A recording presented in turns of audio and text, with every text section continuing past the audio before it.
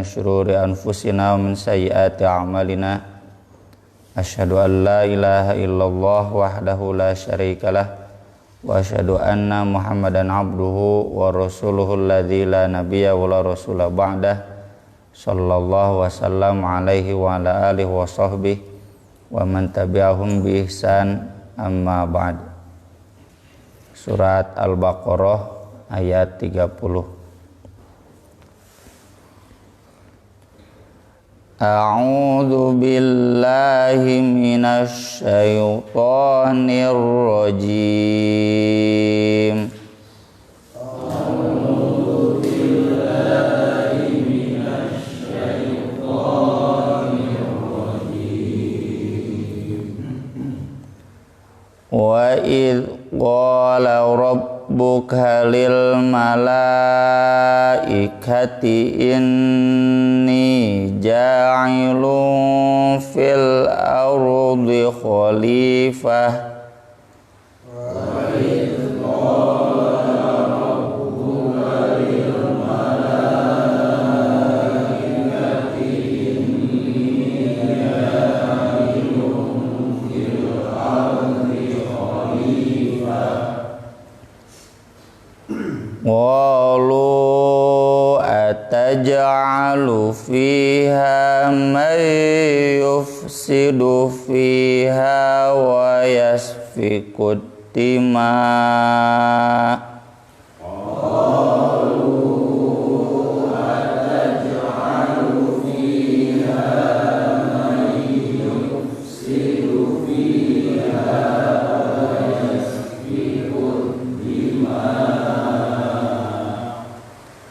Wa nahnu nusabbihu bihamdika wa nuqaddisu lak.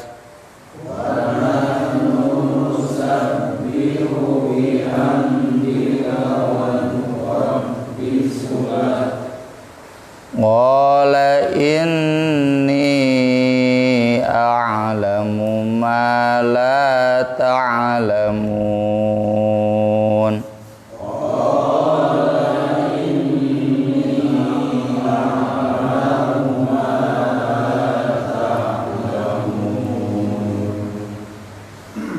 Ya, bareng balikan lagi. Jidwa tilu. Wa idz qala rabbuka lil malaikati inni ja'ilun fil ardi khalifah. Qalu ataj'alu fiha yufsidu fiha wa yasfiku dima' wa nahnu nusabbihu bihamdika wa nuqaddisu lak.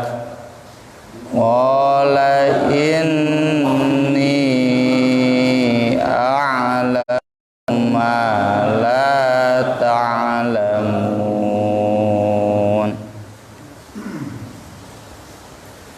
Wa idz, dan ingatlah ketika. Ya, kalau ada idz itu maknanya uzkur, ingatlah ketika. Qala rabbuka, berfirman Rabb kamu, lil malaikati, kepada para malaikat, inni, sesungguhnya aku, ja'ilun, akan menjadikan, fil ardi, di bumi, khalifah, seorang khalifah, atau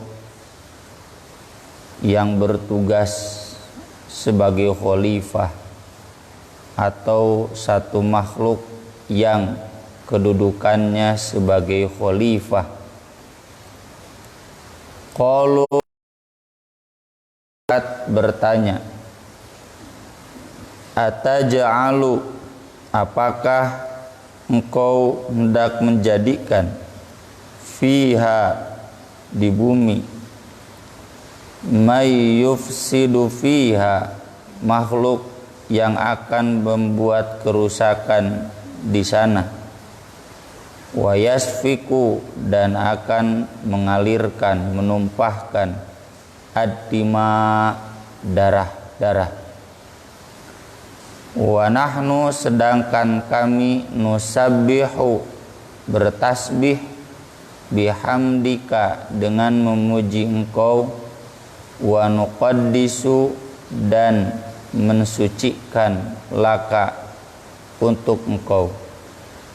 Qala, Allah menjawab, inni, sungguh aku, a'lamu, aku tahu, ma la ta'lamun, apa yang kalian tidak tahu. Ini adalah dimensi penciptaan awal manusia, yang dimensinya dimensi wahyu, aspek azali. Karena penciptaan manusia itu ada dua aspek. Ada aspek yang memang dasarnya wahyu, ada juga diketahui secara ilmiah, saintifik, seperti surat Al-Mu'minun yang menjelaskan awal penciptaan manusia dari nutfah, kemudian menjadi mudghah, alaqah, lalu jadi mudghah, lalu jadi tulang, lalu jadi daging, kemudian wujud manusia. Itu mah penciptaan manusia yang memang jelas, bisa diteliti secara ilmiah, bisa dilihat oleh mata manusia, diketahui. Tapi ada juga penciptaan manusia, ya, awal penciptaan manusia yang ini tidak bisa diketahui kecuali dasarnya wahyu, karena memang wilayahnya wilayah ghaib.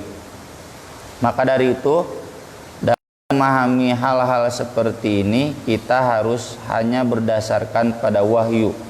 Wahyu itu adalah Al-Quran dan Sunnah as-Sahihah, hadis-hadis yang sahih. Yang di luar dari itu, seperti kemarin kita bahas, apakah itu filsafat, kosmologi, termasuk riwayat-riwayat Israiliyat. Israiliyat itu yang datang kabar-kabar dari orang Israel, dari Bani Israel, dari Yahudi, dari Kristen, itu tidak menjadi rujukan kita. Ayat ini menegaskan awal penciptaan Adam, karena nanti dijelaskan di ayat-ayat berikutnya yang dimaksud yang akan dijadikan khalifah di bumi ini adalah Nabi Adam. Nabi Adam ini adalah manusia. Di hadis disebutkan Abul Bashar, bapaknya manusia. Jadi tidak ada makhluk manusia sebelum Nabi Adam. Kalau ada teori yang hampir disepakati keilmiahannya bahwa sebelum manusia ada manusia kera, ya itu bukan manusia. Dan Nabi Adam itu diciptakan, bukan hasil evolusi, ya, bukan hasil dari perkembangan menjadi lebih baik, lebih baik, lebih baik. Seandainya evolusi kayak kupu-kupu, ya, yang dari ulat ke pompong, itu seharusnya begitu juga. Kera dulu yang lahir itu, lalu nanti jadi manusia.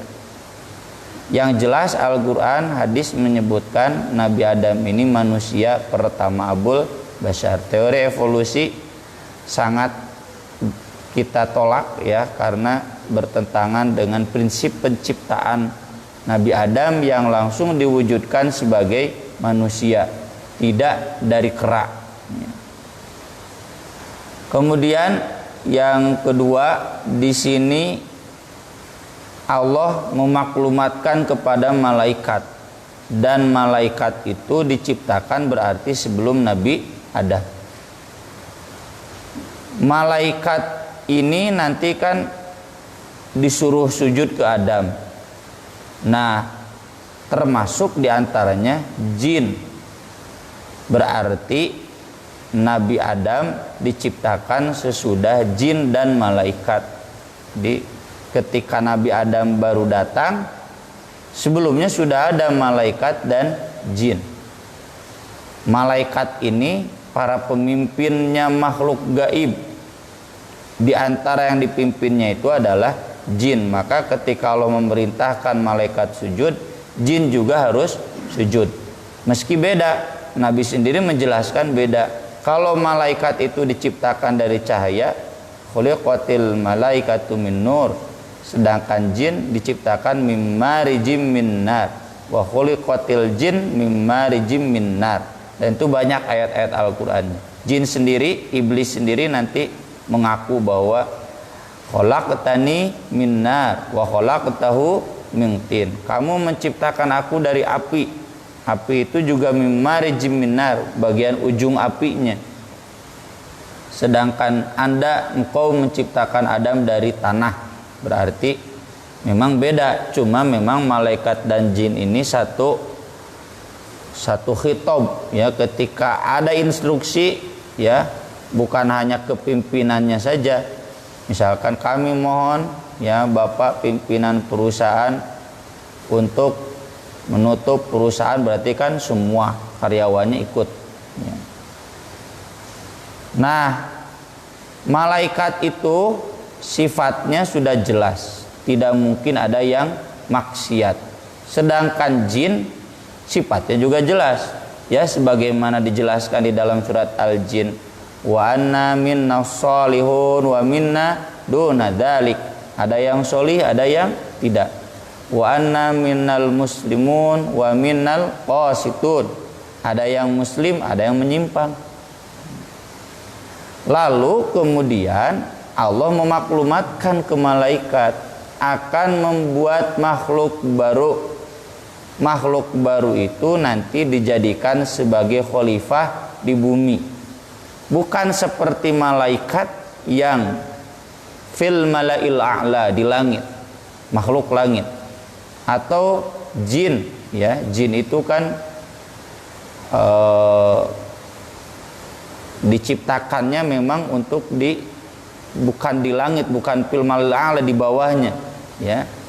Dijelaskan kan di surat Al-Jin, wa anna lamasnas sama, bisa mendekati langit tapi tidak bisa menembus langit.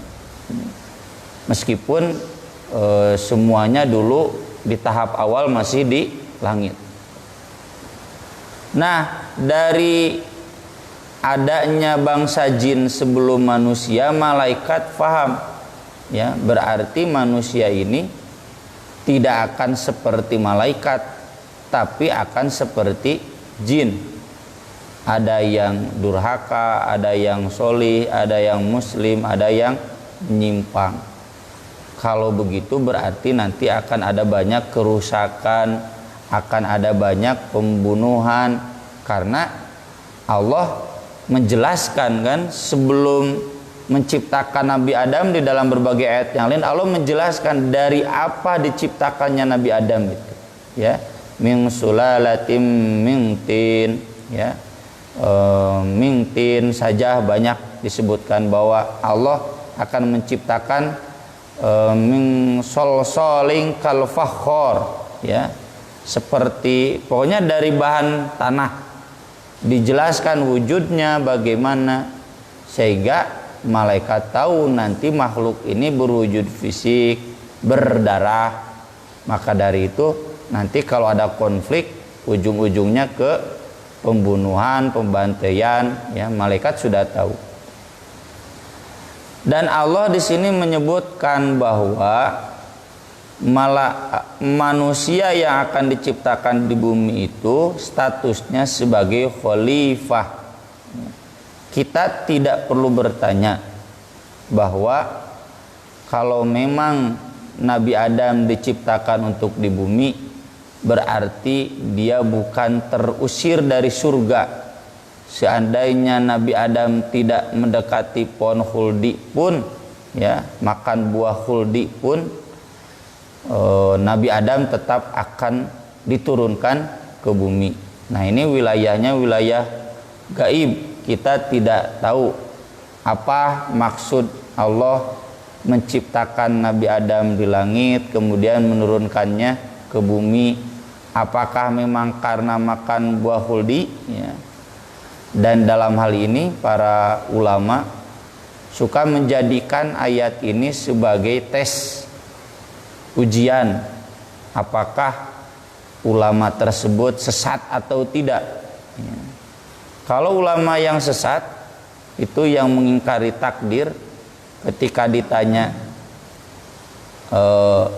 Nabi Adam itu makan buah khuldi dan turun ke bumi, apakah karena digoda oleh iblis atau takdir Allah?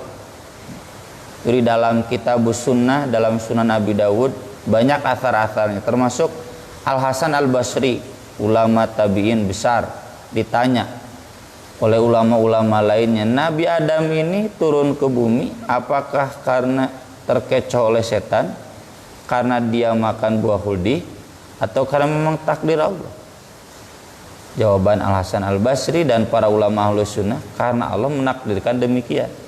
Jadi memang Allah menakdirkannya demikian di langit, kemudian nanti terkecoh oleh iblis, lalu sama-sama diturunkan dari langit, baik iblis yang kana minal jin, bangsa jin, juga manusia diturunkan ke bumi. Ihbitu ba'dukum li ba'din adu, nanti bermusuhan. Nah, di sini juga malaikat paham ini manusia mau diciptakan, kan sudah ada jin, nanti berarti ada permusuhan antara bangsa jin dan bangsa manusia. Kalau terjadi permusuhan, akan ada banyak kerusakan, akan ada banyak pembantaian. Itulah yang ditanyakan oleh malaikat, ataj'alu fiha may yufsidu fiha wa yasfikut dima. Tentunya malaikat bukan mempertanyakan tetapi bertanya. Kalau mempertanyakan protes kan? Ini bukan mempertanyakan, bertanya. Apa maksud menjadikan khalifah itu? Karena malaikat sifatnya jelas, wa yaf'aluna ma yu'marun, selalu mengerjakan apa yang diperintahkan. La ya'sunallaha ma amarohum, tidak mungkin maksiat kepada Allah atas apa yang diperintahkan. Jadi nggak ada tabiat malaikat protes, ya, selalu nurut manut malaikat itu. Jadi pertanyaan ini pun jangan dipahami sebagai protes, tetapi hanya sebatas bertanya. Nah, ini yang sering jadi misteri, ya, misteri bagi sebagian orang awam. Kenapa malaikat tahu ya kok nanti manusia akan merusak? Tadi kan penjelasnya sudah saya sampaikan. Karena memang malaikat berkaca dari jin yang nanti ada makhluk lagi, nanti kemudian berantem, ya, bermusuhan. Kan yang bertugas khusus tasbih, takdis itu malaikat saja. Ya, malaikat sudah tahu bahwa jin itu beda dengan mereka. Ya, malaikat itu selalu taat kepada Allah, sedangkan jin tidak. Nanti ini juga manusia demikian. Wah, ini nanti permusuhan. Yang kedua, bisa jadi malaikat tahu dari makna khalifah. Apa makna khalifah? Ada dua.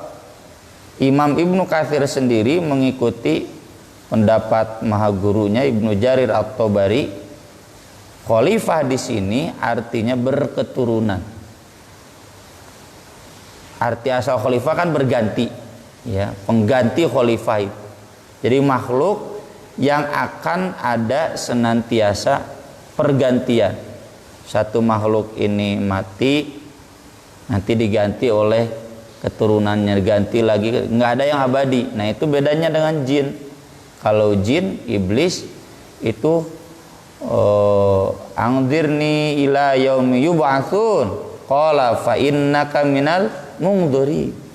Iblis sampai sekarang masih hidup sampai hari kiamat. Jin itu nggak ada yang mati. Nah, malaikat nggak ada yang mati, cuma manusia saja ada yang mati. Dari mana taunya? Dari makna khalifah. Dan itu banyak di Al-Qur'an. Ya, contoh di surat Al-An'am ayat 165 Allah berfirman, "Walladzi ja'alakum khalaifal ard." Dia yang telah menjadikan kalian khalifah-khalifah di bumi. Maksud khalifah di sini sebagai makhluk yang saling berganti. Ya. Yang kedua surat An-Naml ayat 62, "Wa yaj'alukum khulafa'al ard." Khulafa ini jamak makhluk-makhluk yang saling mengganti di bumi.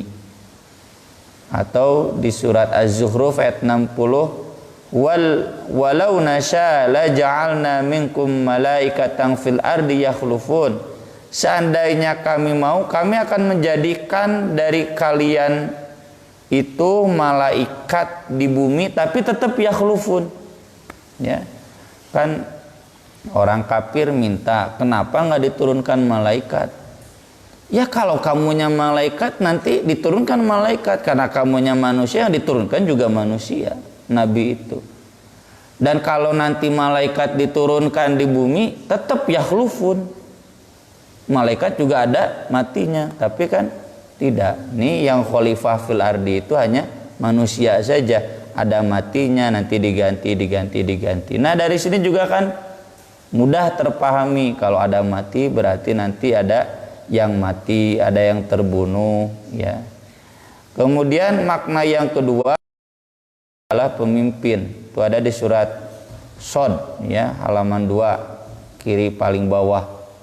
Ya Dawud, inna ja'alnaka khalifatan fil ard fahkum bainan nas bil qist wa la tattabi'al hawa fayudillaka an sabilillah. Hei Daud, kata Allah, kami telah menjadikan kamu sebagai khalifah di bumi, maka tetapkanlah hukum secara adil.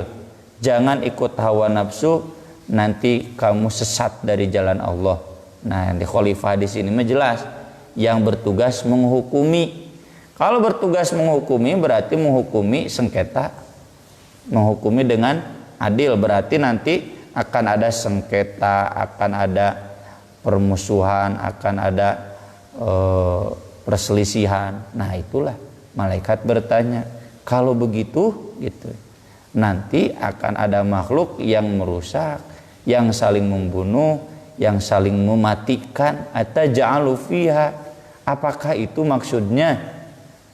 Kan cukup kami bihamdika wa nuqaddisu lak, atau maksud di sini kami di sini bertasbih, bertakdis, sedangkan di bawah di bumi saling membantai. Apa ini maksudnya? Allah menjawab, inni a'lamu ma la ta'lamun. Aku tahu apa yang kalian tidak tahu. Apa yang aku tahu itu dijelaskan di ayat-ayat berikutnya. Pertama, Nabi Adam dan manusia secara umum itu akan dianugerahi ilmu yang itu tidak akan bisa dimiliki, dan ilmunya terus saling mengganti, saling menambah, berkembang. Itu tidak dimiliki oleh malaikat, tidak mungkin dimiliki oleh jin, ya. Dan ilmu itu yang nanti bertugas untuk mengatur di bumi, ya. Sehingga kita rasakan, ya, baik ilmu agama, ilmu teknologi, ilmu sains. Kemudian yang kedua untuk menguji, ya, menguji siapa yang nanti layak untuk menjadi penghuni surga menemani malaikat dan siapa yang tidak layak. Kemudian yang ketiga, karena Allah ingin diibadahi bukan hanya oleh malaikat tapi juga oleh jin dan manusia. Wa ma khalaqtul jinna wal insa illa liya'budun. Dan tentu masih ada banyak jawaban, ya, yang belum kita ketahui, ya. Dan para ulama juga banyak yang membahasnya, tapi minimal untuk menjadi penjelas, itulah yang dimaksud inni a'lamu ma la ta'lamun. Aqulu qawli hadza wa astaghfirullah li wa lakum. Rabbana atina fid dunya hasanah wa fil akhirati hasanah wa qina adzabannar.